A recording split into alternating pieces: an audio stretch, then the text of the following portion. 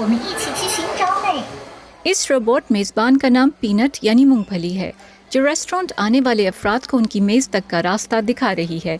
जब वो खाना ऑर्डर करेंगे तो उसे इस वेटर रोबोट में रखकर उनकी मेज़ तक पहुंचाया जाएगा। जैसे ये रोबोट गर्मा गर्म सूप में डालने के लवाजमात लेकर जा रहा है। یہ بہت پیارا اور منفرد ہے۔ मुख्तलिफ इक़साम के खाने पेश करने वाले ये रोबोट्स चीनी कंपनी कीनॉन ने तैयार किए हैं। अमेरिका में ऐसे 22 और दुनिया भर में तकरीबन 6000 रोबोट्स काम कर रहे हैं। ऐसी बहुत सी और कंपनीज भी हैं जो रेस्टोरेंट्स के लिए रोबोट्स बनाती हैं। इस रेस्टोरेंट के रोबोट्स फिलहाल सिर्फ चीनी ज़बान बोलते हैं। 祝您用餐愉快。 रोबोट्स होने के नाते उन्हें बहुत सी जुबानें सिखाई जा सकती हैं। इन रोबोट्स में सेंसर लगे हुए हैं ताकि वो चीज़ों से टकराए बगैर रेस्टोरेंट में रास्ता तलाश कर सकें।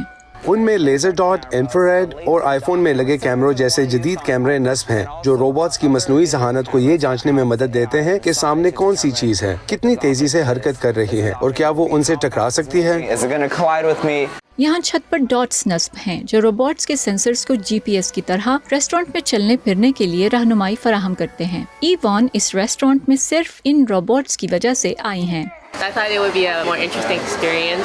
I don't know. میں نے سوچا یہ ایک دلچسپ تجربہ ہوگا۔ مجھے نہیں معلوم کہ آنے والے دنوں میں اگر روبوٹس عام ہو گئے تو میں ان کے بارے میں کیسا محسوس کروں گی۔ شاید تب مجھے انسانوں سے بات چیت کی خواہش ہو۔